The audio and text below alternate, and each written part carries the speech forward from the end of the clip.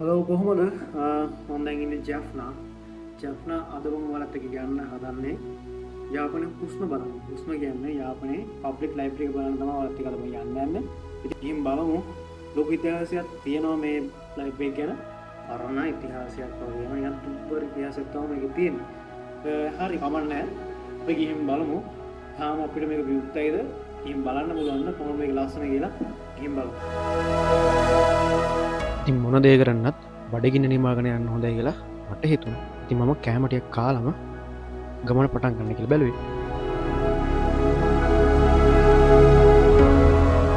guys ජැප්නා library යනවා නම් මෙතන කාලේජ් එකයි මාර ළඟයි. ඉතින් මම ඔයාලට පෙන්නන්නම්. බස් ස්ටෑන්ඩ් එකේ මේ පැත්තේ ඇවිල්ලා මේ දිනවා කාලේජ් එක. මෙන්න මේ පාර තමයි යන්න ඕනේ. මේ පාර මාර ළඟයි. මේ පැත්තෙන් යන පාර ජැප්නා ස්ටේෂන් එකේ යන පාර. මේ හොස්පිටල් තමයි මේක කියන්නේ. ඒකට මේ පැත්ත බස් ස්ටෑන්ඩ් එකේ ඉන්න ඉස්සරහ ලයිබ්‍රරි එකට අපි යනවා. ඉතින් අපි බලා ගන්න හම්බ වෙනවා ඉස්සරහින් අපේ ජැප්නා ක්ලොක් ටවර් එක. ක්ලොක් ටවර් එකෙන් දකුණට දාලා ආයෙ අපිට දාලා තියෙනවා. කොට් රෝමෙන් දකුණට දාලා දැන් ඉස්සරහින් මේ පේනවා මට දාන්න ඕනේ. මට දාපුව ගමන් අපිට එතන බලා ගන්න හම්බ වෙනවා ඉස්සරහින් පබ්ලික් ලයිබ්‍රරි එක.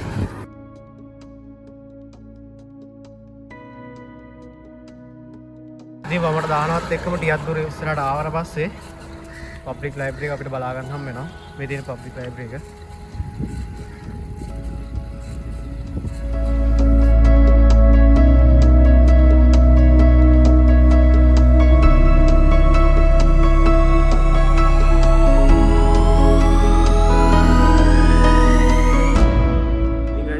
මම දැන් ඇවිත් ඉන්නේ ජැප්නා පබ්ලික් ලයිබ්‍රරි එකට. ඉතින් වටපිටාව මාර ලස්සනයි. සෑම කාලෙක එන්න ඉඳන් හිටියේ. ඒතර මාර ලස්සනයි මෙතන. මේ මම ඔයාලට වටපිටාව පෙන්නන්නම්. මාර නිස්කලංකයි. පොත් කියවනම් කියාපු දණක් තමයි ඇත්තට මෙතන ස්ට්‍රෙස් රිලීස් කරගන්න මාතන. ඉතින් අපි ගිහින් බලමු.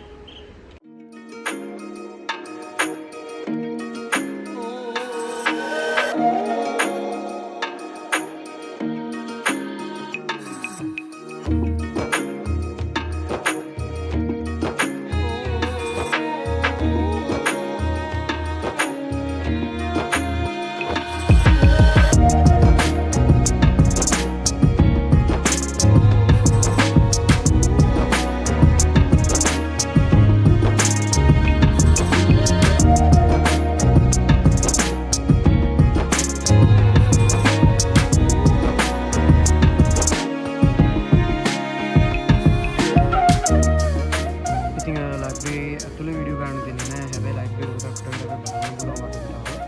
ඉතින්